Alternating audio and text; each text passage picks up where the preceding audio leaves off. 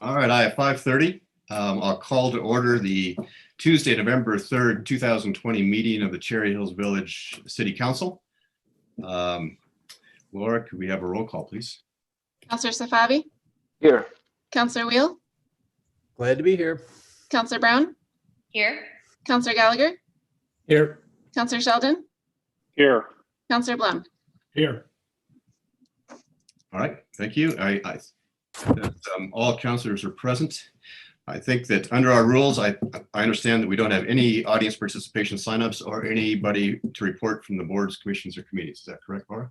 Correct. We'll pass agenda items 3 and 4 then and move to agenda item 5, consent agenda. Does anyone wish anything to be removed from the consent agenda, or is there a motion? I move to approve the consent agenda. Second. A motion second. Let's do a roll call since we're on Zoom. Councillor Safavi? Yes. Councillor Wheel? Yes. Councillor Brown? Yes. Councillor Gallagher? Yes. Councillor Sheldon? Yes. Councillor Blum? Yes. Great. Moving on to new business. Agenda item 8A, Resolution 35, Series 2020, adopting a policy for electronic participation in City Council, Board, Commissions, and Committee meetings. Laura. Good evening, Mayor Stewart, members of City Council.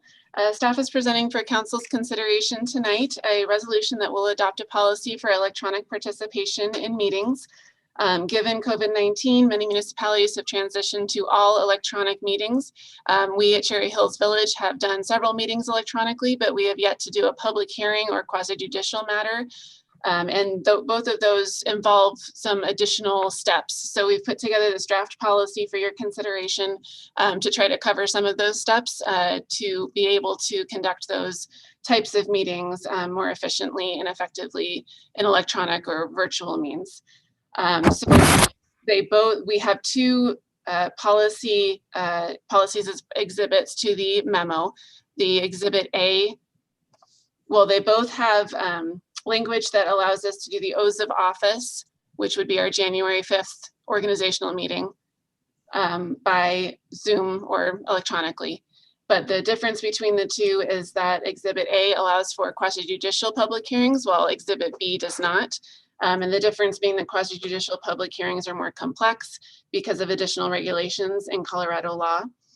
And but they both allow a legislative public hearing, such as the budget study session, trail petition vacation public hearings, adopting other codes by reference, like the International Building Code or Model Traffic Code, and other things like that. However, quasi-judicial is more complicated, and Exhibit A has more regulations for quasi-judicial because there are applicants and they're doing testimony. So we have a lot more information in there for quasi-judicial. So happy to answer any questions from council and see which of these two directions we'd like to go with. Thank you, Laura. Let's go down the line. Councilor Blum. My question, Laura, when you talk to these other municipalities, did they have their quasi-judicial meetings also by electronically? A lot of them do. We used a lot of those policies as examples to form out these draft policies for you to review, or the draft policy for you to review for quasi-judicial. We kind of picked and chose among several others. Exhibit C to the staff memo is the sample waiver form that we would have applicants sign, and that we took pretty much directly from another municipality. So this is being done in a lot of other jurisdictions. I think that was well drafted. My feeling is that with COVID the way it is, and with the predictions that are foreboding, that we do something that would include the quasi-judicial if we go ahead and adopt this policy. That's my sense. And that's my comment on that. Okay. Thank you. Councilor Sheldon. Thank you, Mayor. I agree with Al. I believe that we should move to electronic meetings. I also think that we need to include quasi-judicial matters. With that said, I think we can all count on one hand the amount of quasi-judicial matters that have come in front of this council on an annual. So I don't want to get too hung up on any of the particulars of how we're going to document this, but I do think from my perspective, if we can all look at Exhibit C, the waiver that we would ask an applicant to to sign. The 1, 2, 3, 4, 5, the 6th paragraph down, second to last on the first page, starting in the 4th line, it says that I acknowledge and agree that everything I provide, wish to share and present to the council committees for Zoom must either be presented in advance or must be capable of immediate and remote sharing. My only suggestion is that we strike the 4th line down where it starts or must be capable of immediate and remote sharing. I think that if we're going to get this information and we're all going to get it at the same time together, and we're not going to have an issue with somebody learning of something on a quasi-judicial matter that others wouldn't have the same ability to learn at the same time. If we're all going to be getting this information together, I'd like to frankly get an applicant's information in advance and give us time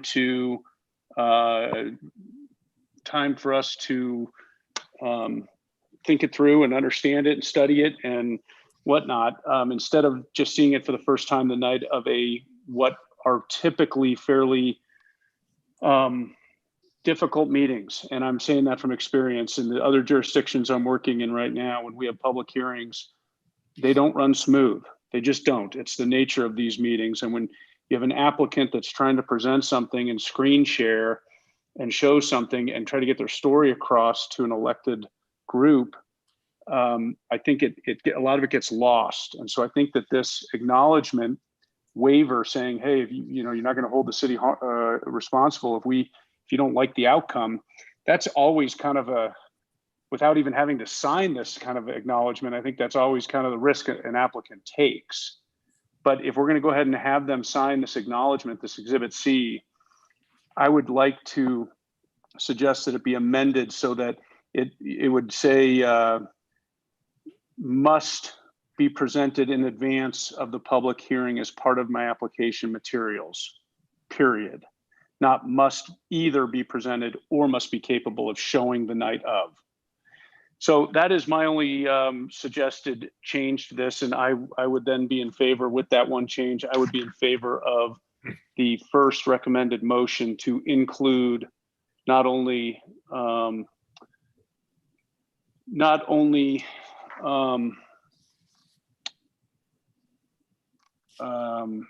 legislative, but also quasi-judicial. Thank you. And if I could just speak to that, and maybe Kathy can also jump in if I'm getting this wrong, but I think the draft Exhibit C, we would still have some work to do on that. It does say in that Exhibit A policy that we do need the applicant's packet. Final submittal of exhibits to be referenced must be received no later than 13 business days prior to the meeting. And I'm on page 4 of Exhibit A of the actual policy, not because we have the resolution first, but and that's so that all that information gets in the packet. And then we said that the applicant's final presentation must be received by city staff no later than 9 a.m. the business day before the meeting, and that's so that we can make any adjustments with them if needed and get that out to everybody if needed.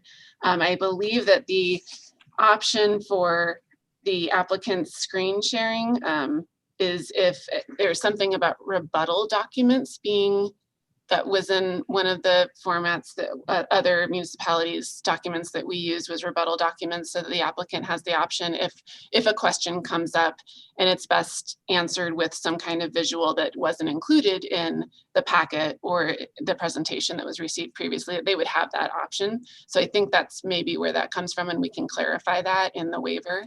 But Kathy, feel free to jump in if I'm not. Well, I think I was just going to echo what Laura said, which is and regardless of the source of that language, it does facilitate the option of, and it sort of narrows things down, right? If there's something they want to keep in the hip pocket, Dan, in the shoes of an applicant, and you want to be able to provide it in response to a question from council or whatever, the language as written does provide them with that option so long as it fits within those parameters. If we make that change, it's just a little more restrictive, and they'll have to live with what they've submitted up front. And if we make that change, there's just other language further down the next sentence that we would make to coincide with the suggestion. Okay, thank you both. I should note that I'm not willing to go to the mat over this issue. I don't feel that strongly about it. Common sense would tell me, and I think other council's members would agree with this, that if they're going to present stuff to us for us to digest, and we see it in our council packet in advance, and we're looking at it, and we're deliberating on it amongst ourselves, I sure would like to have all that information in hand prior to the night that they come in, and we're doing this Zoom call that can get fairly difficult to administer when you've got an applicant trying to present and questions being asked. So if you think that we can accomplish our goal with it written the way it is right now, I would defer to staff and support that then as well. Mr. Mayor, if I can just add on one thing real quick. Councilor Sheldon, I would not dismiss your thoughts on this. You probably have more experience with quasi-judicial cases in electronic format than anybody else on this call. And I will tell you, we actually kicked these provisions about when to submit your packet materials, when to submit the PowerPoint, and having this hip pocket information. We had some pretty thorough discussions about this, and we really can. I don't think we feel strongly that this has to be in there. The specific part of the sentence you're referring to. It's just sometimes I know that applicants feel a little hamstrung when they can't respond to, for example, if there's questions from the public or criticisms, and they want to maybe show some pictures or so, there's a whole variety of reasons why they may want to add on based on the conversation. With that said, given the format, I think from a staff perspective, we absolutely do not have to have that provision in there. I would suggest that it would still allow the applicant some latitude. Again, this is all assuming that in the next 2 months, 6 months, 8 months between now and the time that we roll out whatever measures are going to stop the COVID, that we're going to have applicants coming in and having sensitive material that they may be holding in their back pocket till the hearing. But in the event that were to happen, I don't think removing that language that I suggested would unequivocally prohibit an applicant from saying, hey, you know what, I do have one more idea, council members, that I want to share with you. And it's not something that I'd planned on presenting tonight, but if you're willing to listen to it right now and hear my option, maybe it'll address the neighbor's concerns or something like that. I, for one, would be glad to hear that testimony if they had something else that might bridge whatever gap is still out there between us and the applicant on a matter. So I don't think it's absolutely exclusive. I just made the comment because I think if we're gonna have a chance to look at it, let's have a chance to look at it and not see it for the first time that night, if possible. Understood. I concur with that. I think even if you took that out and do as Councilor Sheldon suggesting, I think the chair of the proceeding would have the discretion to allow that to come in if he thought if it was appropriate and relevant and needed it. So, Sure. Councilor Gallagher, any comments? Yeah, Laura, as you did your research with other municipalities, did everyone move to all boards and commissions besides council meetings? Was it across the board, I guess is my question. I think I was focusing on city council. The reason that we did it across the board is because we are having these other meetings and there is possibility of a quasi-judicial item coming up before the BOA, Board of Adjustment and Appeals, for example, and we wanted to be inclusive of that. But as far as what other cities are doing, I think I've been focusing on city council more, so I can't speak to that. Okay. I can And speak practically, it's not a big deal to run these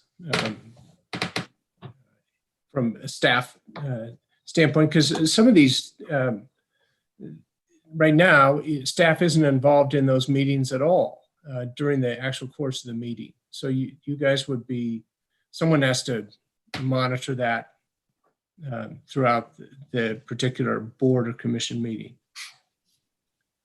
Electronic meetings, virtual meetings do take a little bit more staff involvement to manage, if that's what you're Yep. speaking to. Yeah. Yes, we do. But Yeah.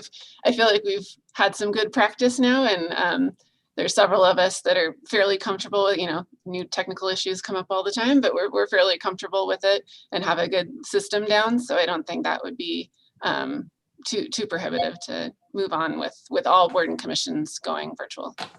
Okay. Well, staff is there to support. Currently, staff is already there in person to support and provide assistance to all the boards and commissions in question. So Right. staff presence is already there. It's just adding the element of the Zoom support as also. Okay. Yeah, I'd be in support of including the quasi judicial hearings as well. All right, that's it, Russell. Thank you. Counselor Brown. I just had a couple things. My initial concern was, ensuring that there was some sort of end date to this. The first time I read through it, I missed the line at the very bottom of page 1. So I see that now, that this really only applies during a local disaster emergency. Because certainly if we were talking about a norm of conducting our meetings electronically, I think that'd be a different discussion. So I guess I'm okay with that. One question that I do have, though, is that I think this is mainly written with the idea that meetings would either be held in person or electronically. I think that's the thinking behind it.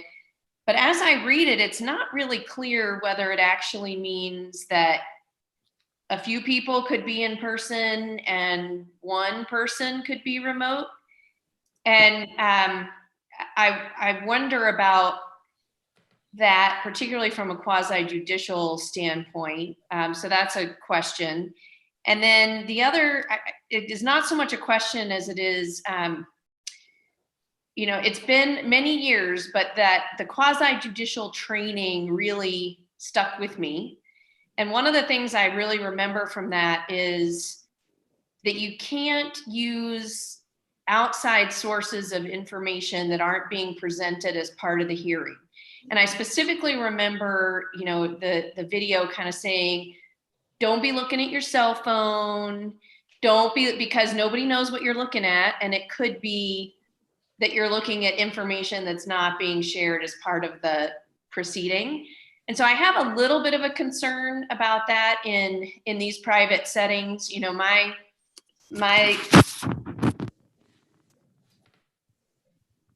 And I think that is a commitment, I guess, that we would all have to make, that you can't get distracted. You can't, be your dog's running around so you lose your focus. I worry a little bit about the potential that it creates for an applicant to say that wasn't a fair hearing because so-and-so was, looking away from the screen for half of it, and I don't know what they were looking at. So. Yeah, that ex parte concern is always there, regardless of whether or not you're sitting at the dais and sending a text message to somebody or looking on the internet or doing it via electronic participation. But I think those constraints still apply. You just have to apply them to yourselves. So back to the question of whether this applies to, one person or whether it's just basically saying the whole meeting is conducted electronically, or either. Well, I'll let staff jump in. I'll just tell you my personal experience is hybrid is absolutely the least manageable way of doing these things. I've had numerous encounters, and I think this council's had a few where it's really difficult to. That's why particularly for quasi judicial matters. I mean, when we're having our regular meetings, and I get it, but for a quasi judicial matter, I don't know if it really explicitly says that in here, but I feel like it's either all or nothing. Like either everybody's remote or everybody's together. But I don't think that, and I don't know, all I picked up on was under 3, the policy section says, city council and any city board, commission, or committee may hold, and a member of a city council or board may participate in a duly noticed meeting of such body via electronic. And so it doesn't say that they all have, it says any member and a member of such. So this is really a policy decision by the board, and it can be sculpted to read, how you'd like it to read. Like that pointed out in here, I think the way it's drafted is a little more flexible. But you could narrow it down to that if you'd like. Laura, I know that in the research, we saw some other communities that did specifically allow for people to participate in person. Even if the majority of the meeting was electronic, that they had a way to participate in person if they didn't have access. But then they laid out a whole series of rules to allow that to happen. Yeah, we haven't really, I have to admit, when we were drafting this policy, I had all electronic, completely virtual meetings in mind. Was barking. So I if we did were too. to use this for a hybrid meeting, I'm not sure if we would want to make any I change. guess that my point is mainly that if people agree, which you may or may not, but if you do, is there a few words that we could modify here that say, that the entire meeting is conducted electronically or something to that nature? But that's a really great point about people not having access, and what do they do? I don't know. Well, there's a number of communities, to clarify, there's a number of communities that have contemplated that dynamic and have still gone to an all electronic format. So I don't think that is an insurmountable issue that casts a doubt over the entire proceeding by any stretch. I think, the key is to be mindful. If folks do have problems with access, to reach out to us ahead of time, and, we would then problem solve that.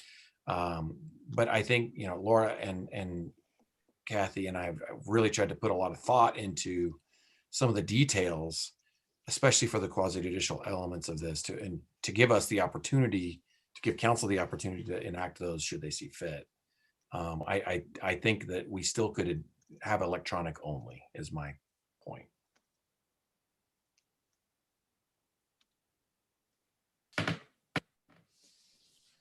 So I don't know, do other people feel like it's important to make it say that the meeting is either, completely electronic or completely in person? Or do you feel like the flexibility to do it however you want is maybe the better way to go? I don't know. Well, let's hear from Councilor Wheeldon. Randy? I just saw something pop up that says he left the meeting. Oh. Looking. Yeah, I don't see him on here, and I'm missing one box down. Yeah, he's not here. Well, Councilor Savabi then? Yes. First of all, Laura, Kathy, and Chris, thank you for putting this together.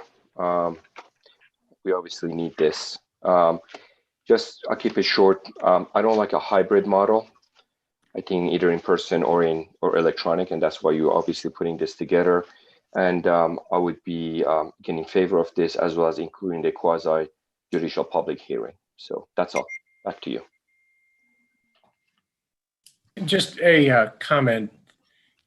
To Dan's point, we have very few quasi-judicial meetings, and if at all, if they can be done in person, it would clearly be the preferred way to do it. It seems like this policy is, it's a backstop. We got a real problem. We've got to go virtual, all the time. But in general, that we would want to, at least I would want to be having those quasi-judicial meetings in person far and away before they're done electronically. Yeah, can I jump in for a moment here, all? Sure. I generally agree with that, Mike. And, I guess I'd ask Chris Kramer or Ethan or Paul. I don't know who's going to answer this, but we have a few things that I've been tracking on our development tracker, or Laura, whoever puts together that development tracker I didn't see it in this month's packet, this meeting's packet, because I think we had a compressed packet maybe, but what do we have potentially coming up? I know we've got a private floodplain development permit that might eventually come to bear. What else? What do we have that's potentially quasi-judicial that we know of right now? Well, obviously, the most immediate would be the package of applications for Denver First, the Denver First Church, regarding the site plan amendment, the rezoning, and the subdivision. Then we have a floodplain permit over west of the Country Club. We have the report you're referring to comes out of the second Monday council packet of Okay. each month.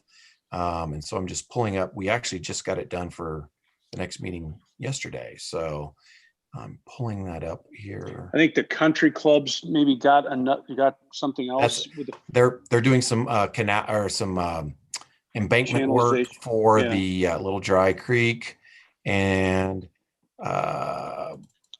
then finally, it's just pulling up here. While he does that, I'm just going to say there's always a potential for a variance application. And there's also the Crown Castle cell tower relocation. And so, yeah, that what we don't have an application for now that we could obviously are any more variance applications or anything for the Board of Adjustment or a liquor license type of application. But what is the status of the Denver First package? They pulled it, right? No, they are still going through that process. And we're actually expecting a resubmittal this week. So realistically, that one could be a live land use case coming in front of us here in the next 60 or 90 days. Correct. Okay, so this is a real discussion. This is real for us. This is something that probably will be right smack in the middle of our kind of lockdown time, and we're all working remotely and having these meetings remotely. So this is a real issue. I guess back to whether we're all present or none present. I would only suggest that if a council member is unable to attend out of an abundance of caution, to attend an in-person meeting, I would, if they were not feeling well, either COVID related or out of town or whatever, I would like to think that they should be able to participate in a quasi-judicial matter via Zoom. But I guess the whole premise of 8B on the agenda here, 8A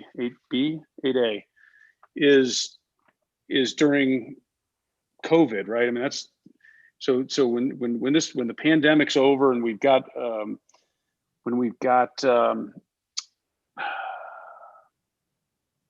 just trying to think in what scenario we need to solve for whether we're all virtual or all in person, and do we need to actually address that right now? It seems like we're going to all be virtual for the near future. And so we don't need to worry about somebody showing up at city council chambers for a meeting, at least one of us council members. It's really only the reverse of that would hold true that we need to worry about, correct? Well, So yes. I would assume. So we do have a public hearing. It is not necessarily quasi-judicial, but we do have a public hearing scheduled for the next meeting, which is the budget. And right now, we do not have that policy in place that would allow us to have the public hearing electronically. But that would get covered under either of these two motions, right? Because the legislative is under. Correct. We could either go legislative alone or legislative and quasi-judicial. Correct. You've got it. And, Well, I hear your point, Dan. Keep in mind that, people can miss meetings. It's not required that we have every single person. So if there is one person that can't attend, like I said, for a general meeting, I think we've managed okay. But when it comes to a public hearing and a quasi-judicial hearing, if a group is in person and experiencing that, and one person is experiencing something very different, I'm not sure that I feel confident in kind of in the assurance that everybody is working from the same set of information. Understood, and that is a risk. I think what you're saying is if we went back into in-person sessions come February 1st, and we had Denver First in front of us for a whole bevy of land use applications, which are quasi-judicial, and Dan Sheldon was exposed to somebody who might have COVID or had COVID, and I decided to call you guys and say, hey, and it already happened to me, right? It happened to me 2 months ago. I called and said, I can't come to a meeting because I think I may have been exposed to somebody.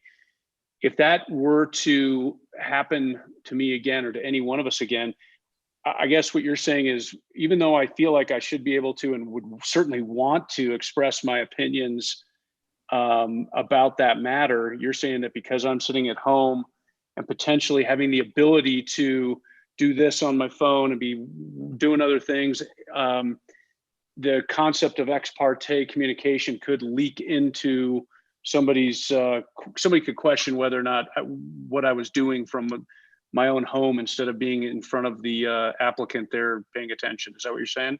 Sort of, and yes, and additionally, that just, do you have the same set of information?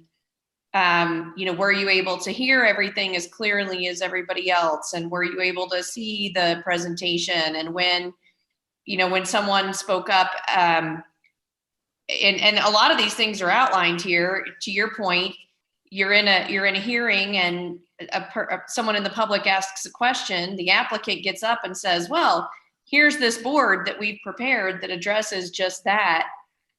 Can you at home see that? I just think that it makes that hybrid thing is just really difficult to have a quasi-judicial hearing around. And so I'd be in favor of, if you can't make it, you can't make it. And I guess you're welcome, like any other citizen, to submit your comments, but you don't vote. And you can't pretend to have COVID just to get out of some dicey hearing either. You got me, Katie. I just want to point out there, it's not perfect, but the waiver does specifically require people to sign off on, waiving objections that remote participation may or may not comply with statutes, Right. Waiving procedural regularities. I mean, it provides some cover for. I understand that. I'm not as concerned about, people suing us over that fact as I am just the legitimacy of the decision-making process.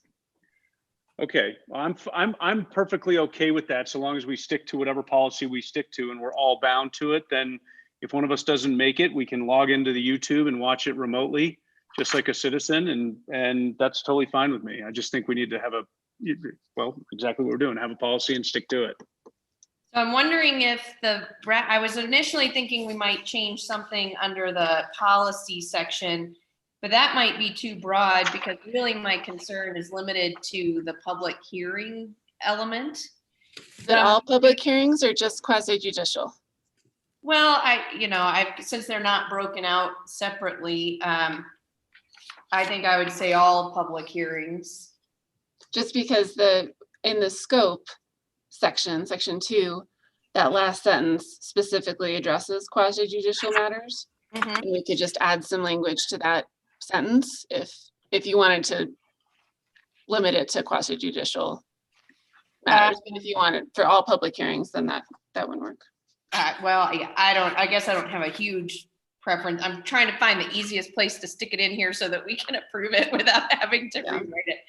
Whether it's just there or whether it's in, public hearings, there's another thing added that just says, public hearings, if they're held electronically, then all participation is electronic. Or we could add something similar to that under quasi-judicial. I don't really care. What's easier? Katie, can't we also just authorize staff to work with legal counsel on coming up with acceptable, drafting acceptable language and leaving it to them I think it's so long as they understand what the council's intent is if what you're suggesting is actually the intent of the rest of council, which I'm okay with, I think we can leave it to staff to actually approve it subject to staff's drafting. I would think that's a good idea, just so that we could, any changes that we're making, we could then make sure that we're looking at the rest of the document to make sure there's not an unintended effect or conflict in some way. So I absolutely think we could. That would be great. I wasn't sure if we could do it that way. Yeah, we can't, we have to pass the resolution, but we could, the policy itself, the staff could make changes to. So, Absolutely. So that's a great idea, a great suggestion. I do think that this gets us to where we need to be. I think all these are going to be electronic. It's only during, as Councilor Brown said, this is a very limited actually thing because it's only during declared emergencies. I don't know that we've ever had any other declared emergencies, have we, Chris? I can't, certainly none in my experience, but it's pretty unusual. But I do think we can put in the policy. I don't think it's a problem. I think as Councilor Sheldon said, during COVID, this is all going to be electronic. No, there isn't going to be anybody in the chambers anyway. This is all going to be electronic. It is the flip side. If you start having in-person hearings, and then you have to, and then there are people who want to present, who are, the applicants who have some kind of health issues or something that can't be there. That poses kind of a different issue, but it's not one that we really need to take on today. Well, and I just think, given our last few meetings, we've actually had a lot of hybrid meetings, whether it's a council member or more often people from the public. Well, and I will say that in my discussions, I can tell you that in the discussions with mayors around, they do a lot of hybrid. I mean, it is, it's all over the board. I mean, I think Councilor Gallagher asked, what's the standard? It's all over the board, but a lot of them do hybrids. So people can participate. And I think obviously if, part of this resolution is that if somebody is, that we have to accommodate, make reasonable accommodations for those who have health issues anyway. So that's part of the issue. But I do think, I think that's a great suggestion we could pass this resolution, get this resolution passed and leave it to staff to clarify that in the policy that if it's going to be electronic, we aren't going to be in the chambers. There won't be any option to actually appear. So and I think it's a question then, is it quasi judicial or all public hearings? What do people think?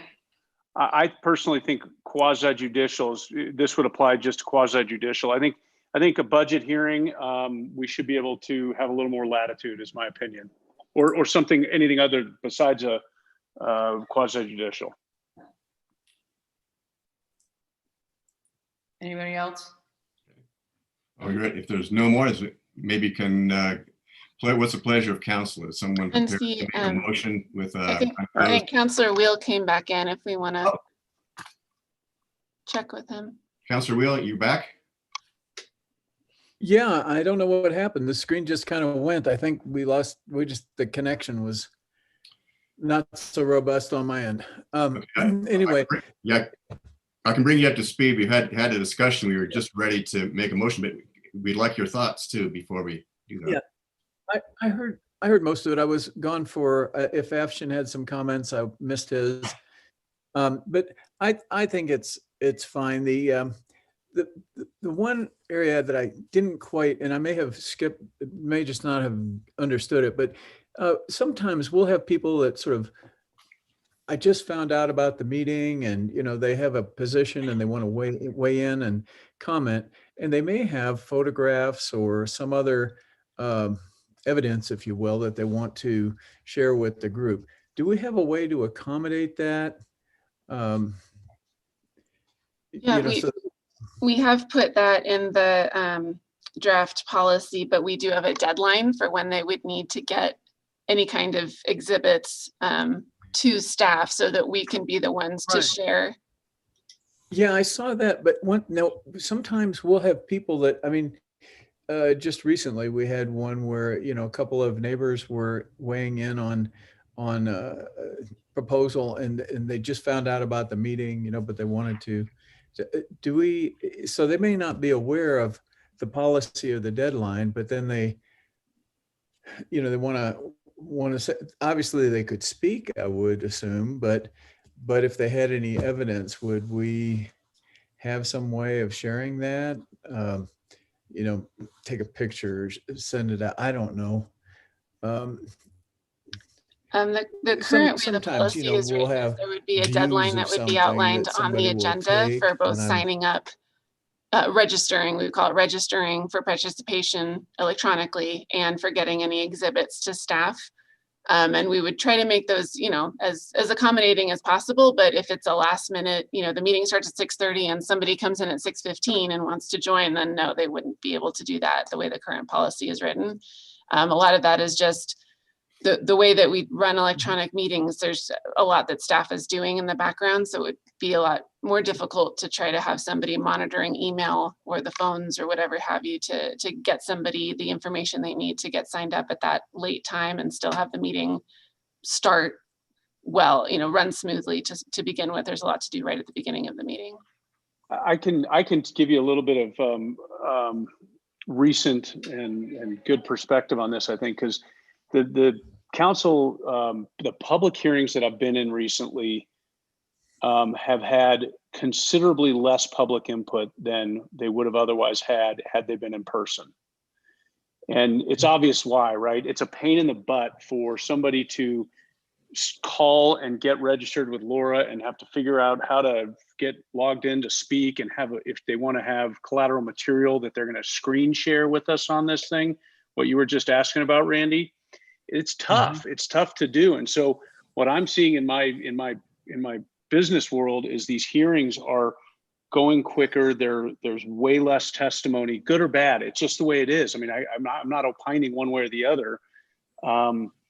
Unfortunately, some people are, by virtue of the virus, getting kind of suppressed. They're not that they don't have the opportunity to speak, but they just don't take the initiative to 2 days in advance or whatever it is, reach out to the clerk or the development planner and get what they want to be sworn in as testimony into the file or be able to register to speak or whatever it is. It's happening all over the place. So I understand what you're saying, Randy, but I think it's an unfortunate circumstance of the condition that we're in right now.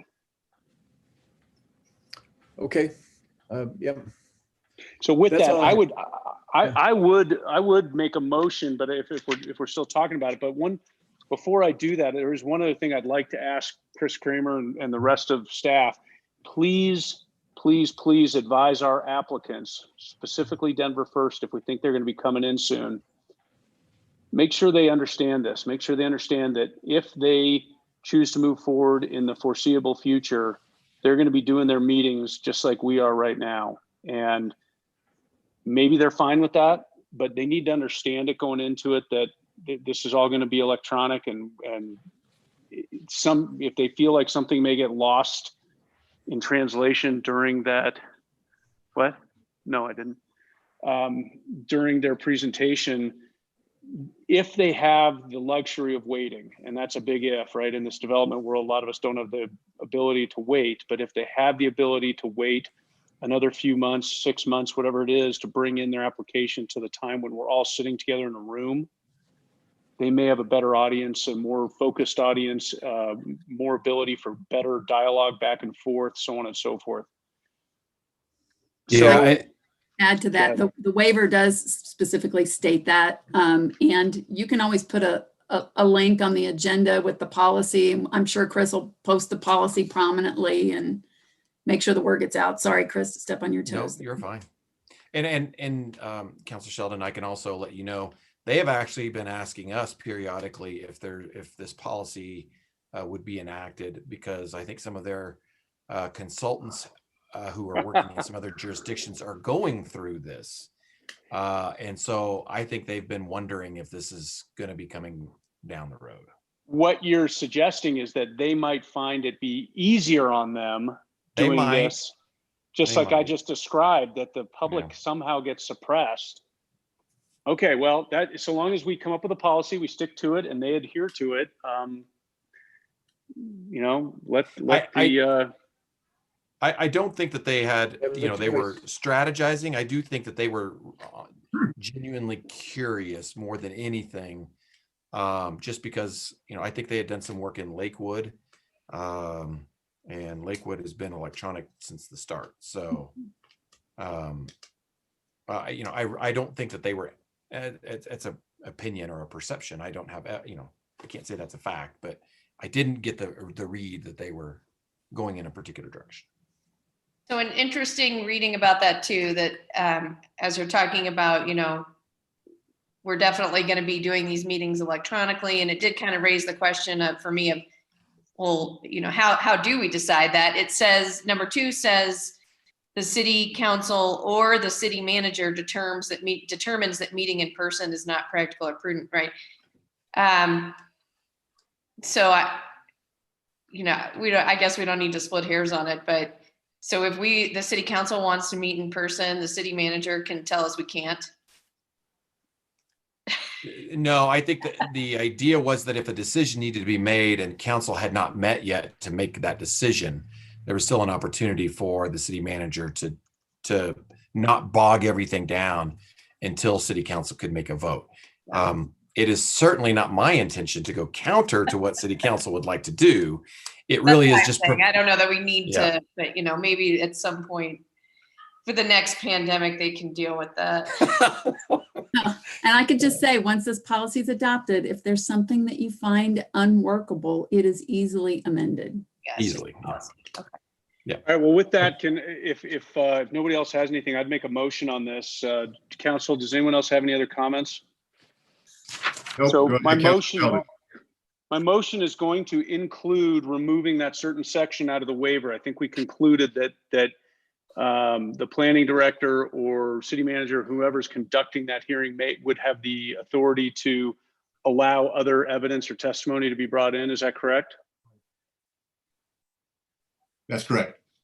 Okay, so with that, I move to approve Resolution 35, Series 2020, adopting a policy for electronic participation in city council, board, commission, and committee meetings, including quasi-judicial public hearings, with the following 2 changes or additions. The first is in the 6th paragraph down on the Exhibit C, after the word materials in the 4th line, there would be a period and strike the rest of that sentence. To strike the rest of the sentence ending in quasi-judicial public hearing, semicolon, or colon, semicolon. Laura, you good with that? Yes. With the second change being that staff will use their discretion with legal counsel in drafting this document to adhere to your best understanding of city council's wishes and desires on this.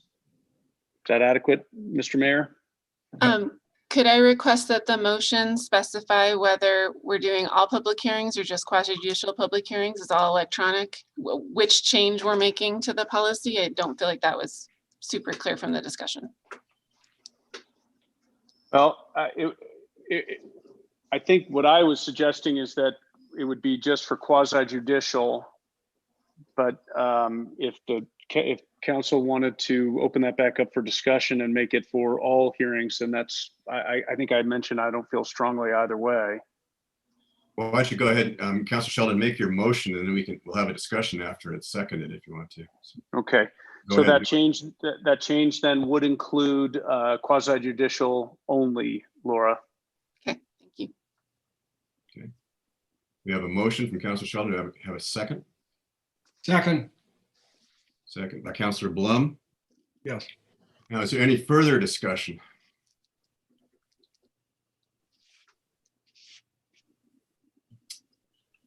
I don't hear any.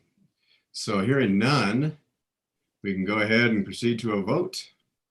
We need a roll call. Councilor Safavi? Yes. Councilor Wheel? Yes. Councilor Brown? Yes. Councilor Gallagher? Yes. Councilor Sheldon? Yes. Counselor Blum. Yes. Thank you, everyone. That passes unanimously. That allows us to do our budget hearing next time virtually, assuming that COVID is still a problem, which it looks like it will be. All right, we're moving then to next item on the agenda is 8B, City Manager. Yeah, this is a discussion requested a couple of meetings ago regarding some prior direction given to the city attorney to prepare a memo and do some analysis regarding the charter and what it says in regards to evaluations for the council designated clerk and treasurer. And so I think that Mayor Pro Tem Brown requested that council have a discussion before that work is done by the city attorney and any additional charges are made, just to clarify that that is in fact the direction council wants to go.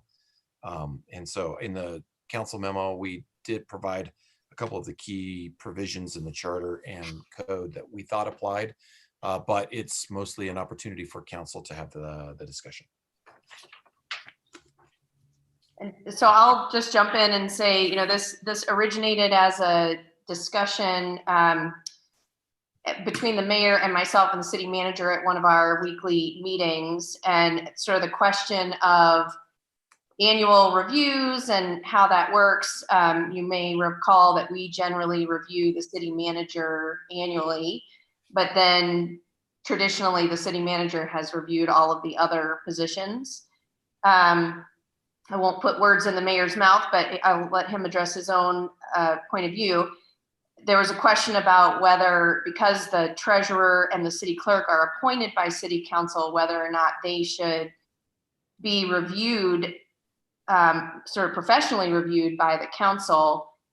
And kind of the initial discussion was to have the city attorney draft a document looking at that. But as I went back and read it myself, I really felt like the way we have done it was sufficient and that it was supported by the documents that we have. So rather than just, pursuing, having the city attorney invest time and we pay for those services. So rather than proceeding down that path, it would probably be best to talk to council first and find out whether council members felt like this was an issue that needed to be addressed, or whether you're comfortable with the way things are done currently. Yeah, I can jump in since there was a discussion between the city manager and Councilor Brown. There's really two separate issues. The evaluation is, to me, it's up to council about whether you'd like to, how you'd like to evaluate the city treasurer and the city clerk. They are direct, under our charter, they are direct reports to council. So they and the judges are also that. So that's an issue up to council desire about how you'd like to evaluate them, either through the city manager process or any other, or directly. We can, that's up to council. There is another issue that is a separate issue, which is we have an ordinance that talks about how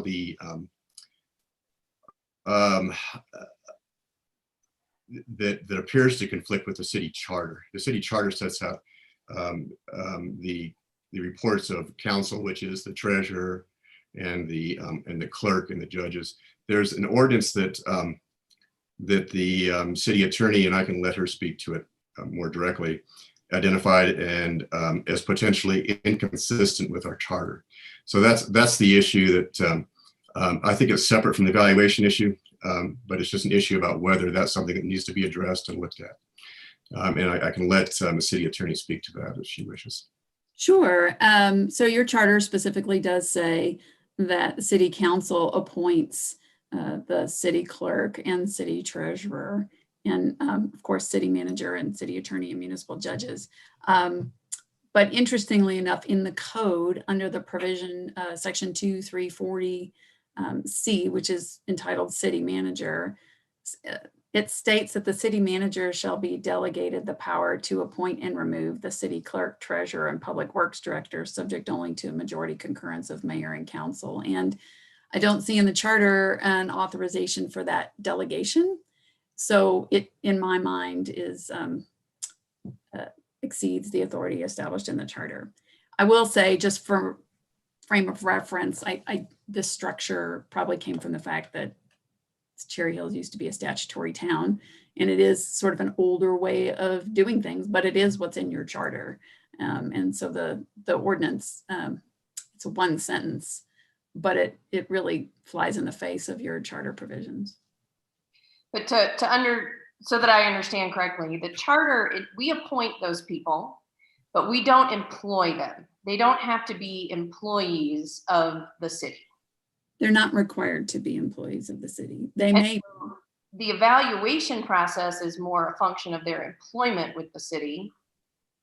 I'm now speaking these are my opinions, that evaluation is a function of employment, and those, separating the individuals from the offices. We could appoint people who are not employees. We appoint these offices every election cycle, the first meeting of the year, the organizational meeting.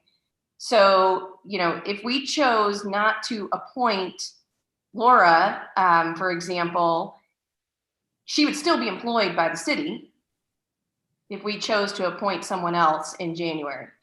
And I think that, we run the risk of interfering in human resources and employment matters, which I think is just really not our place. I think that potentially creates some issues. So I think that from the evaluation standpoint, I think the way that we currently do it works for me. And I'd be interested to hear what other people think, but I also feel like it is supported in our documentation. If there is a conflict of delegation in our ordinance, then that's certainly something that could be changed in the ordinance to, we haven't ever delegated that power of appointment. The city manager hires that person, but we appoint them every, second January. But if that's a concern, I think that's probably an easy fix to just remove that power of appointment from the ordinance. Right. Yep, that's probably right. Any other thoughts, Councilor Blum? No, I tend to agree. The way we've done the evaluation in the past is fine. And I think if there's a conflict with the ordinance and the charter, we'll just amend that at some point and correct that. But I'm fine with the way we've done it in the past. Councilor Sheldon? Didn't know there was a problem until now with this. Don't think we have. Al, you just said that you've been fine with the evaluations that we've done in the past. I don't think we've done evaluations in the past for these two roles. No, but they have been done by the city manager, I believe. Yeah. And which is right. I'm fine with that, as Katie said also. Yeah, okay, that I agree with. I think our staff should be evaluating additional staff. I don't personally want to get into the role of evaluating staff that sits below our city manager level. I think that's our city manager's job to be evaluating other staff members. So I do think that it's probably infinitely easier to update an ordinance than it would be to update the charter. So No doubt. that's all. No doubt. Councilor Gallagher, any thoughts?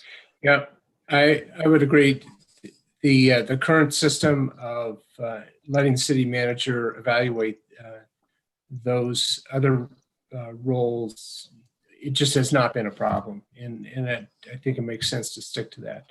And then I would concur that changing the ordinance, if we need to do that, would be easy enough to do. But I echo everyone who's talked about one of our jobs is not to get into human resources. That's right. That's all. Councilor Wheel? Most of the other, well, in fact, all the other ones that I can think of that I've had on or been reported to, it was always they had one employee, and that was the basically the chief executive officer, and chief executive officer did the rest of the evaluations and management of the business. It kind of kept the line line of command clean, and, you know, folks from the sort of board level, if you will, weren't helping out, you know, and on down the organization. And that seems to work pretty well from my perspective. So I think we may have a requirement to appoint clerk and other offices, but I think from an evaluation perspective, it really ought to be Chris's role to deal with that. He's closest to it, and he's in a better position to do it, I think, than we are. It would be nice, as we think about appointments, to have visibility of those, you know, those reviews, just so we have the benefit of them. But I think I'm basically echoing what everybody else is saying. Councilor Safavi. Let Chris. Oh, I'm sorry. No, I'm good.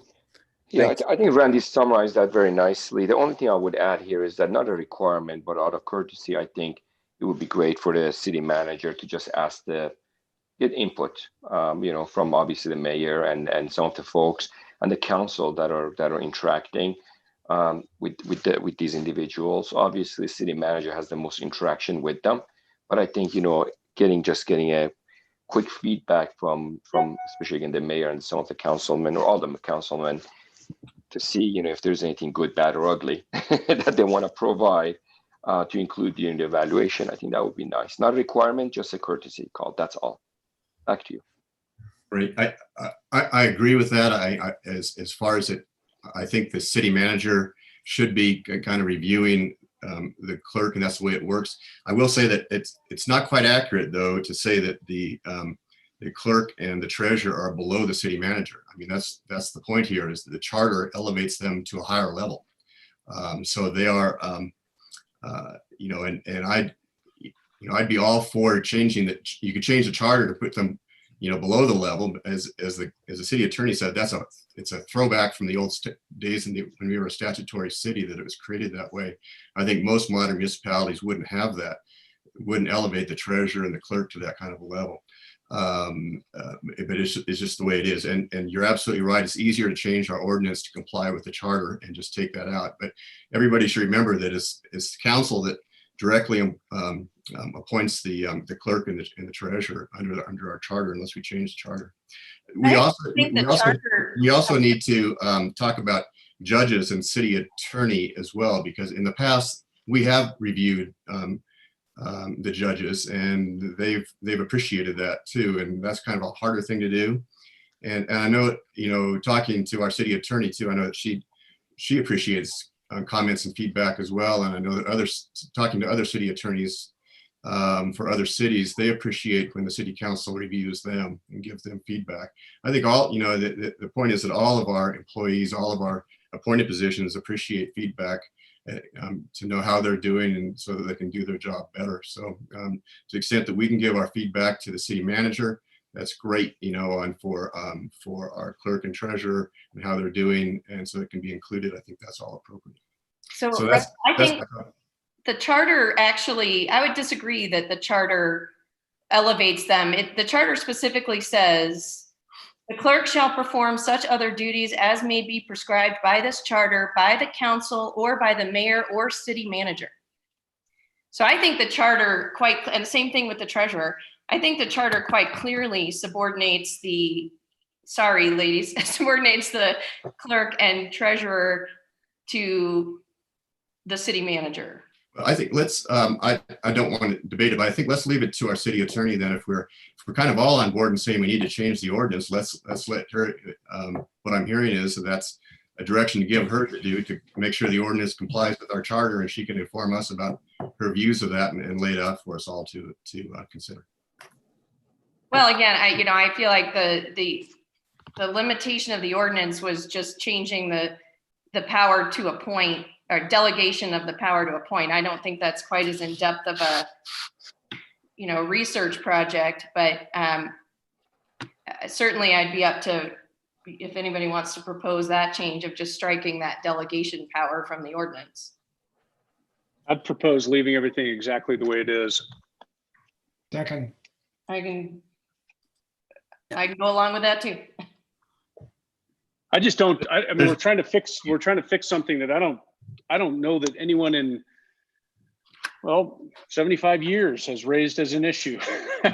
And I know it hadn't been 75 years, Russell, because we went from, Here's to- you know, it's unlikely to come up. If it does come up, it would be in a situation of where, and we won't have that issue with our current clerk and our current treasurer. But if there is ever a problem where they become an issue about their performance and they wish to be terminated, then it becomes a question of who has the power to do that, whether the city manager does or whether the city council does. It's not terminating their employment. The city manager clearly has that ability. It's whether they are removed from their appointment, and the charter is pretty clear on that as well. And in fact, interestingly, when Karen left, she was still the treasurer until Jessica, not even until Jessica was promoted, until we made a future appointment after an election.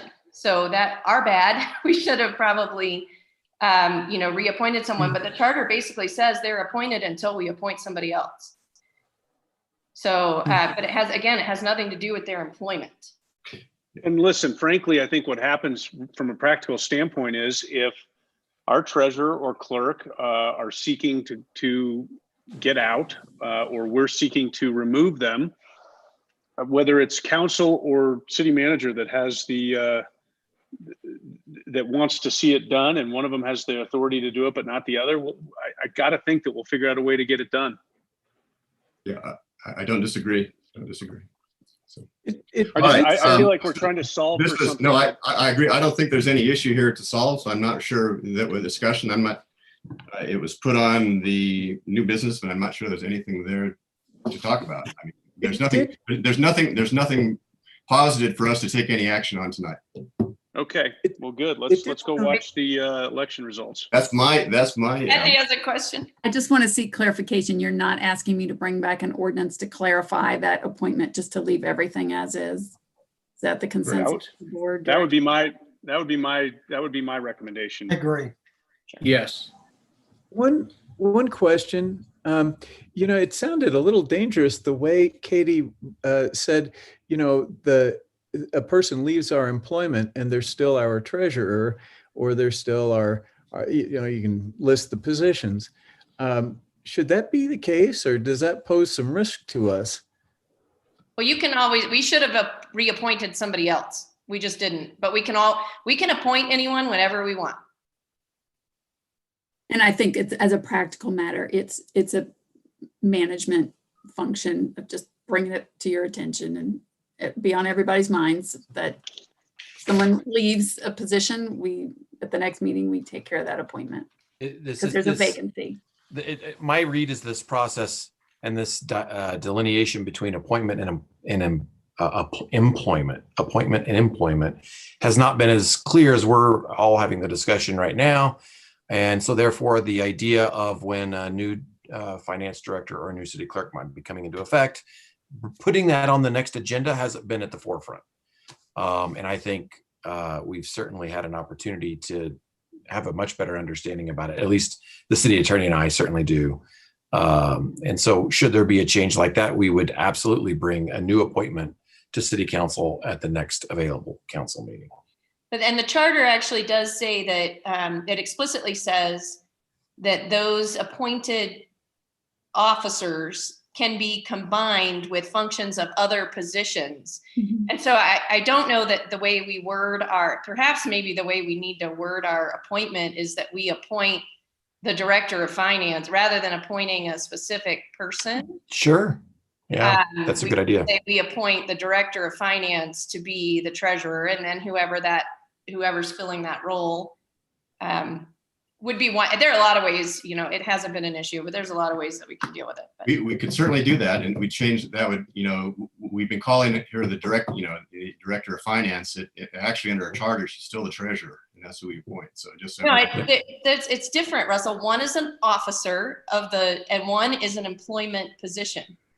So director of finance is employment position, and we have the ability to sort of an ex officio appointment, right? To say whoever is serving in this role, whoever's employed in this role, we appoint as the officer. Yeah. But they're different. They're not, employment and appointment are two different things. Yeah. But we have to appoint a treasurer and we have to appoint a clerk. I mean, that's Correct. what council is obligated to do. And your code goes on to say that vacancies shall be filled by appointment of the city council, which Yep. is actually a clarifying provision in your code. Yeah. So it's very good. Ooh, there's at least one, right? That's clarifying and not. All right. All right, this is not an item for action. We're not going to take any anyway. All right, has everybody had their say on this? I will proceed to my mayor's report quickly. Let's see, on October 22nd, I attended the Westlands Park pickleball court dedication for Arapahoe County and Greenwood Village. And I had a conversation there with some of the city council members who have taken up already the idea of publicizing the sales tax issue that'll be on the ballot next year for reauthorizing the money for OSTAB it's a 1/4% sales tax that is used for open space and trails and improving parks in Arapahoe County.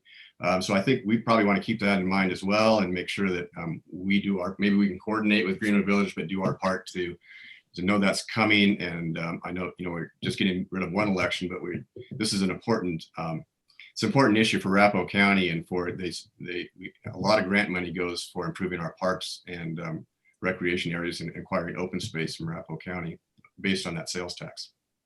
And it is renewed it has to come up for renewal every, I think it's 5 years.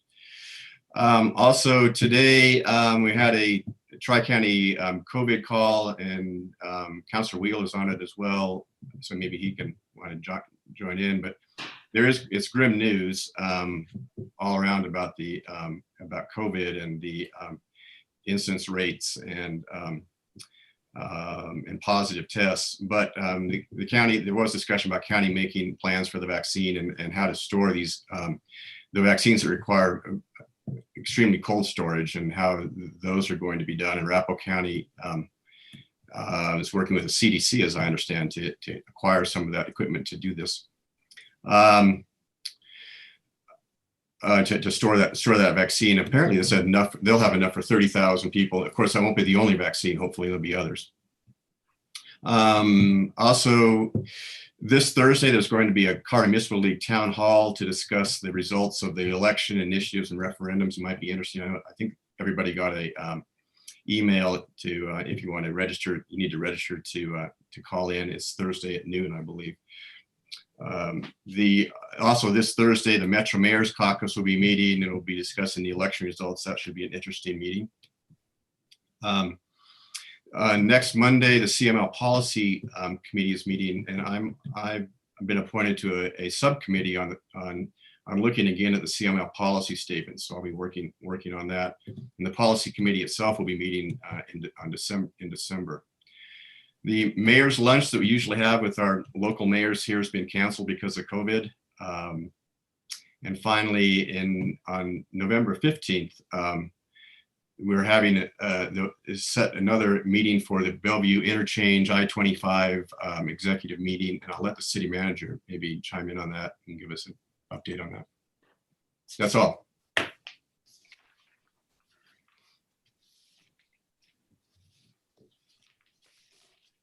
Councilor Blum? No report. Councilor Sheldon? No report. Councilor Gallagher?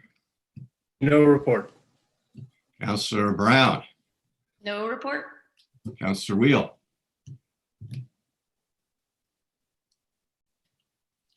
Sorry, no report. Councilor Safavi? No report. City manager? We were on a roll and I had to ruin it. I do have a couple of things. Sorry. I did want to give council and the public who might be listening a heads up that we are going to be providing an update on social media through email regarding some next steps with Quincy Farm. As the public may be aware, we did receive a letter of interest in a draft management plan. And, the city, at the request of, or at the recommendation of the committee, the Quincy Farm Committee, the city will be evaluating that process, but early on in that process, the city will be doing some public outreach and really trying to hear from the whole community about some of the options and next steps that are available before we get too far with any one proposal. So we are going to be putting the word out about that this week.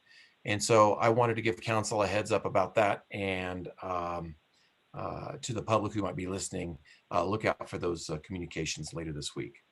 There is a couple of things regarding an issue that the mayor and Mayor Pro Tem and I discussed this past week regarding an Allen Hutto Park policy. There was a couple of years back a discussion about a potential subcommittee with a couple of members from the Art Commission and PTRC to look at the policy regarding music and the amphitheater. Emily, I know you're listening, and I was going to have you give an update, but just in the spirit of keeping things moving along,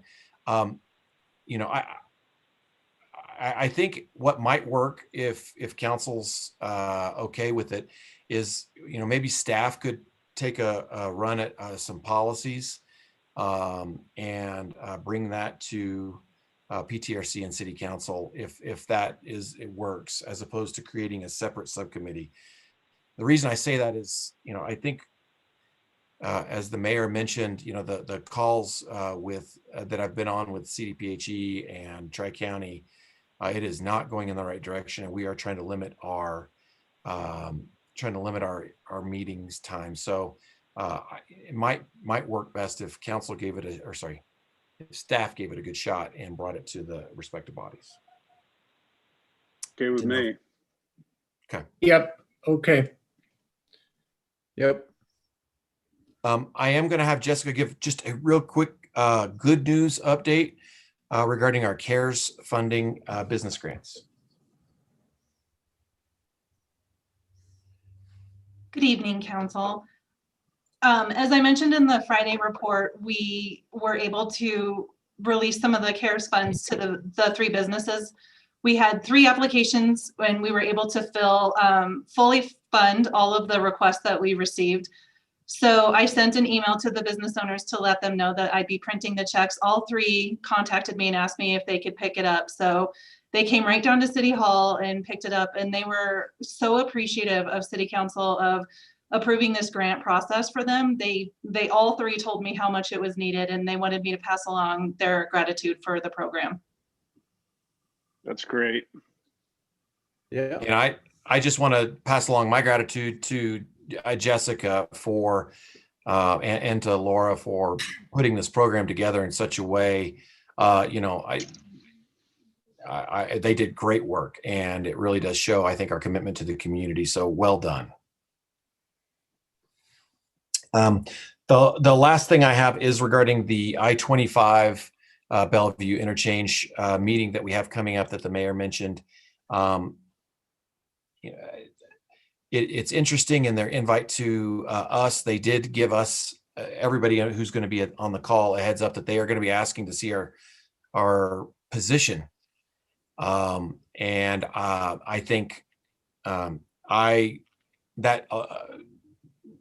set my radar off pretty quickly, and I reached out to the mayor to say, hey, I don't know if we're in a position yet to give our position. I do think that there's an opportunity for us to talk about the technical aspects of the review that they've done, and potentially, not taking umbrage or issue with the technical work that's been done. But, I still think my recommendation to council is that we bring the consultants in one more time to hear about the feedback and the community outreach that's been done before we take a position.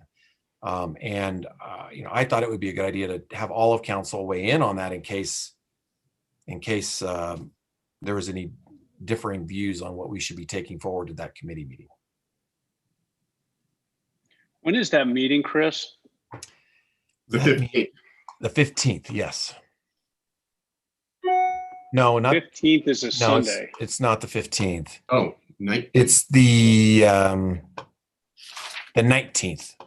Yep. Sorry. Yep, that's it. And is that going to be an evening dial-in kind of call? No, I'm sorry, the 16th. It's an executive committee meeting. So it's starting at noon on the 16th. So that is just an executive committee meeting. Sorry. And No, you're good. and who from the city is on that? Who from our city is on that executive committee? Throughout this entire process, it's been the mayor. And the city manager. Yeah, and I participate as well, but I think It's the mayor and city managers from Denver, Greenwood Village, and then the county commissioners, Nancy Sharp sits in. correct. Okay. Kendra Black sits in, and then George Lance. And then all the technical staff, of course. And so what's happening at that meeting once again, Chris? So they have given us an email heads up that they are going to be asking the executive committee members for a position on the two alternatives. And that'll be asking Denver, Greenwood Village, Cherry Hills, and South Metro, whatever that metro district is. Yep, that's right. And Arapahoe County. I Wow. don't blame them for asking for the position. I think everyone's waiting to hear what Denver's position is. I think they all know what ours is, right? It's Denver that they want somebody to say it in public.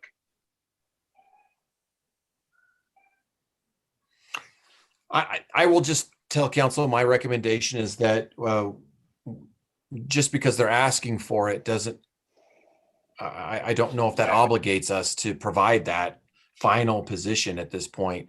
I think, again, my recommendation to council is that we don't necessarily need to do that until the consultants come in and present to council. I believe they talked about that at the end of their last presentation to you in December of being willing to come back into city council. And given the fact that we did have the public outreach, both with the regional corridor, but also with Cherry Hills Village specifically, it seems to make sense to me for them to come in one more time. Close the loop. Yep. Yep. Well, it's also a little odd that, this meeting is going to be a presentation of the results of their Yeah. of what they did, and they're asking us to, before we even hear the results of their open public houses, to tell us which one we prefer. So that's a little I agree with Chris. I think we just stand back and say we're not ready to take a position yet. We want to hear a little more and hear what some of the results of this alts are before we can say anything. I think if you give me that kind of direction, I think that I'd be fine with that. Yeah, I would concur. Sounds good to me. Yeah, I'm good with that. All right. Chris, we can't hear you. No, Oh, that happened before one time and Chris fades out. I guess on that note. Well, we have more. Chief, is there anything you'd like to add? I don't have a report tonight. Thank you. Okay, thank you. Thank you for what you do, Chief. Yeah. Hopefully you're not busy tonight. Keep up the good work. Yeah. Thank you. We appreciate your support very much, and the staff's very aware of what's going on tonight, and we're connected should we need anything. Chris, are you back with us? Can't hear you. We'll go ahead then. City Attorney, any reports? No report. Jay, Emily, any reports? I have no report. Chris took my report, so thank you for the feedback on Alan Hutto, and we'll move forward that way. And finally, Laura, any report? Jessica. Just wanted to report that we have been working on the AV in the council chambers, and we think we have a good solution that will hopefully the next time we're in there with any kind of hybrid meeting, we'll have better Zoom audio and a better backup if Zoom doesn't work. So Just in time. Thank you. That worked great. And finally, Jessica. Sorry. No, I don't have a report. Thank you, though. All right. Well, I Move to adjourn. assume Chris had finished his comment, so if there's a motion to adjourn, without objection, I assume let's go ahead and adjourn the meeting. Thanks, Good everybody. night, everybody. Everybody stay Thank you. safe. See you next time. Thank you. Good night. Night. Good night.